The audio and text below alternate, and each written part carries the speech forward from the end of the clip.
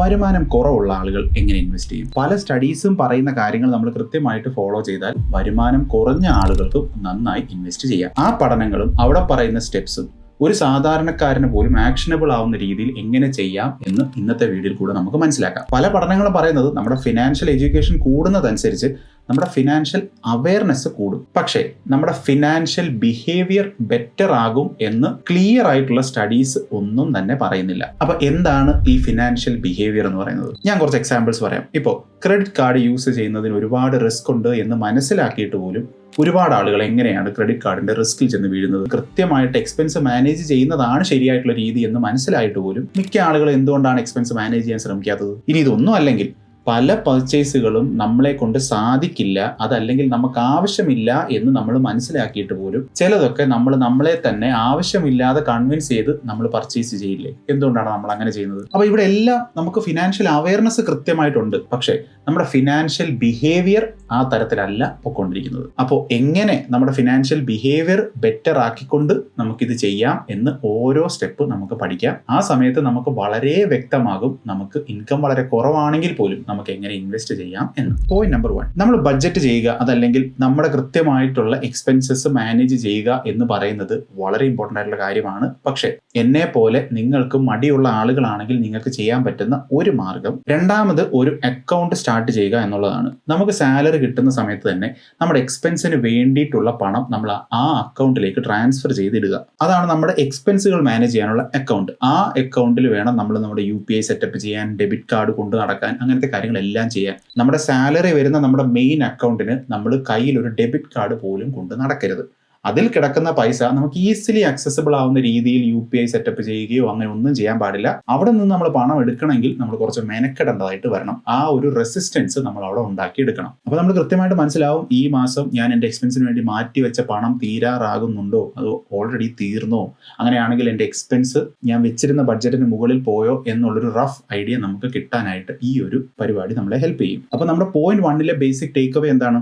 പറ്റുമെങ്കിൽ കൃത്യമായിട്ട് budget manage ചെയ്യുക. ബഡ്ജറ്റ് മാനേജ് ചെയ്യാൻ പറ്റുന്നില്ലെങ്കിൽ ഒരു സെക്കൻഡറി ആയിട്ടുള്ള അക്കൗണ്ട് സ്റ്റാർട്ട് ചെയ്യാൻ ശ്രമിക്കുക. ആ അക്കൗണ്ട് നമ്മുടെ എക്സ്പെൻസിന് വേണ്ടി മാത്രമായിട്ടും യൂസ് ചെയ്യുക. ഇനി പോയിന്റ് നമ്പർ 2, അപ്പോൾ നമ്മുടെ സാലറി വന്നു, നമ്മുടെ എക്സ്പെൻസിന് വേണ്ടിയിട്ടുള്ള പണം നമ്മൾ നമ്മുടെ എക്സ്പെൻസ് അക്കൗണ്ടിലേക്ക് മാറ്റി. ബാക്കിയുള്ള എൻ്റെ പണത്തിൽ ഒരു 500 രൂപ, അതല്ലെങ്കിൽ 100 രൂപ, അതല്ലെങ്കിൽ 700 രൂപ, എത്രയെങ്കിലും ആയിക്കോട്ടെ, വളരെ ചെറിയ എമൗണ്ട് ആണെങ്കിൽ ചെറിയ എമൗണ്ട് ആയിക്കോട്ടെ, അത് ഞാൻ സേവിങ്സിലേക്ക് മാറ്റുക. ശ്രദ്ധിക്കേണ്ട കാര്യം, ഇത് ഓട്ടോമേറ്റ് ചെയ്യണം. അതായത് ഇന്നാണ് എനിക്ക് സാലറി കിട്ടുന്നതെങ്കിൽ കൃത്യമായിട്ട് നാളെ തന്നെ എൻ്റെ അക്കൗണ്ടിൽ നിന്നും ഈ സേവിങ്സിലേക്ക് ഇത്ര എമൗണ്ട് ഓട്ടോ ഡെബിറ്റ് ആയി പോകുന്നത് പോലെ സെറ്റപ്പ് ചെയ്ത് വെക്കണം. ഇത് ഏത് തരത്തിലുള്ള സേവിങ്സ് ആണ് എന്നുള്ളത് ഇറെലവൻ്റ് ആണ്. നിങ്ങൾക്ക് RD തുടങ്ങാം, അതല്ലെങ്കിൽ വേറൊരു സേവിങ്സ് അക്കൗണ്ട് തുടങ്ങാം, നിങ്ങൾക്ക് ഇഷ്ടമുള്ള എന്തും ചെയ്യാം. ഇനി ഇത് ഓട്ടോ ഡെബിറ്റ് ചെയ്യണം എന്ന് ഞാൻ പറയുന്നതിന്റെ കാരണം, ജയ്പാൽ ഇന്ത്യയുടെ 2020 നടന്നൊരു സ്റ്റഡീസ് പറയുന്നത് ഓട്ടോ ഡിഡക്ഷൻ നമ്മൾ സെറ്റപ്പ് ചെയ്ത് വെച്ചിട്ടുണ്ടെങ്കിൽ ഓരോ വ്യക്തികളുടെയും സേവിങ്സ് 40% വരെ വർദ്ധിക്കാനുള്ള ചാൻസസ് ഉണ്ട് എന്നുള്ളതാണ്. ഇങ്ങനെ മാറ്റി വെക്കുന്നതിനെ നമുക്ക് വേണമെന്നുണ്ടെങ്കിൽ എമർജൻസി ഫണ്ട് എന്ന് വിളിക്കാം.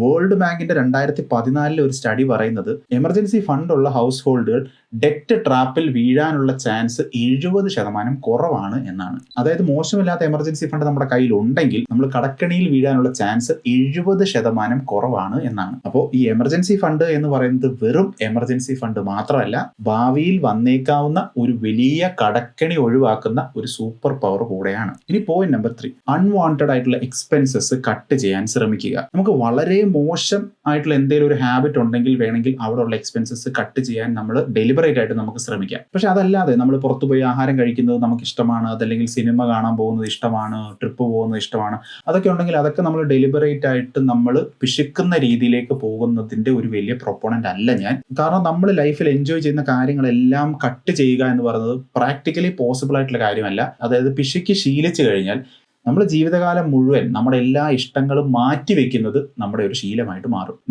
നിങ്ങളുടെ വരുമാനം ഇംപ്രൂവ് ചെയ്യാൻ ശ്രമിക്കുക. നിങ്ങൾ ഇപ്പോൾ ചെയ്യുന്ന ജോലിയിൽ വരുമാനം ഇംപ്രൂവ് ചെയ്യാൻ പറ്റുമെങ്കിൽ അങ്ങനെ ചെയ്യുക. അതല്ലെങ്കിൽ എന്തെങ്കിലും ഒരു തരത്തിലുള്ള സൈഡ് ഇൻകം സെറ്റപ്പ് ചെയ്യാൻ ശ്രമിക്കുക. ഈ ഒരു പ്രോസസ്സ് നടന്നുകൊണ്ടിരിക്കുന്ന സമയത്ത് താൽക്കാലികമായിട്ട് നമുക്ക് വേണമെങ്കിൽ നമ്മുടെ എക്സ്പെൻസസ് കട്ട് ചെയ്യാം. നമുക്ക് ചെറിയൊരു പിശുക്കനാവാം, കുഴപ്പമൊന്നുമില്ല. പക്ഷേ ഇത് ടെമ്പററി ബേസിസിലായിരിക്കണം. എല്ലാ കാലവും ഒരു പിശുക്കനായിട്ട് ജീവിക്കാൻ ശ്രമിക്കരുത്.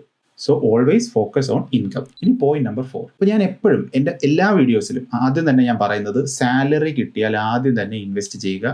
ബാക്കി ചെലവുകളും കാര്യങ്ങളും എല്ലാം അതിനുശേഷം ചെയ്യുക എന്നുള്ളതാണ്. അപ്പോൾ ഓൾറെഡി നമ്മളിപ്പോൾ ഇന്ന് സംസാരിച്ചുകൊണ്ടിരിക്കുന്നത് ഇൻകം വളരെ കുറവായിട്ടുള്ള ആളുകളെ പറ്റിയാണ്. അപ്പോൾ ഇവിടെ നമ്മൾ ചെയ്യേണ്ടത് ഗോൾ ബേസ്ഡ് ആയിട്ടുള്ള മൈക്രോ ഇൻവെസ്റ്റിംഗ് സ്ട്രാറ്റജിയാണ്. അതെന്താണ് എന്ന് ഞാൻ എക്സ്പ്ലെയിൻ ചെയ്യാം. നമ്മുടെയൊക്കെ ഇൻകം വളരെ കുറവായിരിക്കുന്ന സമയത്ത് നമുക്ക് ഇൻവെസ്റ്റ് ചെയ്യാൻ മടി ഉണ്ടാകുന്നതിന്റെ കാരണം എന്താണ്? ഒന്നാമത്തെ കാരണം, ഇത്രയും ചെറിയ എമൗണ്ട് ഇൻവെസ്റ്റ് ചെയ്തിട്ട് ഇപ്പൊ എന്തിനാണ്? രണ്ടാമത്തെ ഫീലിംഗ് എന്താണ്?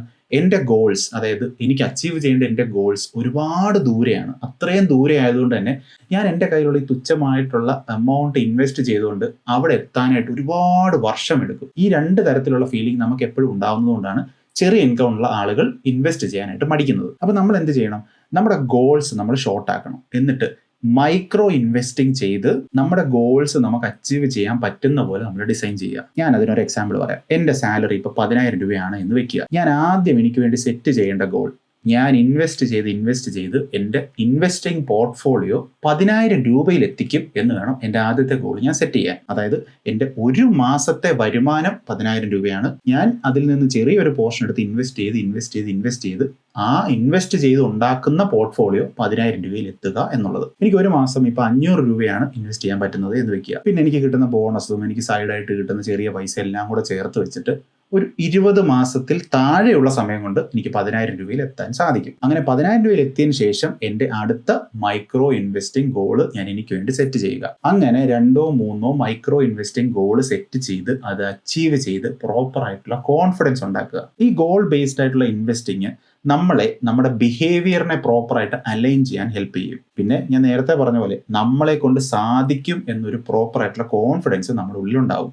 അതിനുശേഷം നമ്മൾ ലോങ് ടേമിലുള്ള ഗോൾസ് ഓരോന്നോരോന്നായിട്ട് എടുക്കുക. 5 വർഷത്തേക്കുള്ള ഗോൾ, അതല്ലെങ്കിൽ 10 വർഷത്തിന് ശേഷം കുട്ടികളുടെ പഠനത്തിനായിട്ട്, അതല്ലെങ്കിൽ ഒരു വീട് വെക്കാനായിട്ട്, അത് ഗോൾസ് എന്തും ആയിക്കോട്ടെ. അങ്ങനെ ലോങ് ടേമിലുള്ള ഗോൾസ് നമ്മൾ എടുക്കുക. അപ്പോൾ നമ്മൾ ഇത്രയും നേരം മനസ്സിലാക്കിയ, അതായത് വളരെ കുറച്ച് ഇൻകം ഉള്ള ആളുകൾക്ക് ഇൻവെസ്റ്റ് ചെയ്യാനുള്ള കാര്യങ്ങൾ എന്തൊക്കെയാണ് എന്ന് സ്റ്റെപ്പ് ബൈ സ്റ്റെപ്പ് നമ്മൾ ഒന്ന് റീക്യാപ്പ് ചെയ്ത് നോക്കിയാൽ, അപ്പോൾ ആദ്യം തന്നെ നമ്മൾ ഫിനാൻഷ്യൽ എഡ്യൂക്കേഷനോടൊപ്പം തന്നെ നമ്മുടെ ഫിനാൻഷ്യൽ ബിഹേവിയറും ആ ഫിനാൻഷ്യൽ എഡ്യൂക്കേഷനോട് കൂടി തന്നെ അലൈൻ ചെയ്യാനായിട്ട് ശ്രമിക്കും. അങ്ങനെ അലൈൻ ചെയ്യാനായിട്ട് നമ്മൾ ചെയ്യേണ്ട 4 കാര്യങ്ങൾ എന്തൊക്കെയാണ്? ഒന്നാമത്തത്, ബഡ്ജറ്റ് സെറ്റ് ചെയ്യാൻ പറ്റുമെങ്കിൽ ബഡ്ജറ്റ് സെറ്റ് ചെയ്യുക, എക്സ്പെൻസ് കൃത്യമായിട്ട് മാനേജ് ചെയ്യുക. അങ്ങനെ ചെയ്യാൻ മടിയുള്ള ആളുകളാണെന്നുണ്ടെങ്കിൽ മറ്റൊരു എക്സ്പെൻസ് അക്കൗണ്ട് സ്റ്റാർട്ട് ചെയ്യുക. രണ്ടാമത്, ഒരു വളരെ ചെറിയ എമൗണ്ട് എങ്കിലും സേവിങ്സിലേക്ക് മാറ്റിവെക്കുക. 100, 500, 700 എത്രയാണെന്ന് വെച്ചാൽ വളരെ കുറച്ച് എമൗണ്ട് എങ്കിലും സേവിങ്സിലേക്ക് മാറ്റിവെക്കുക.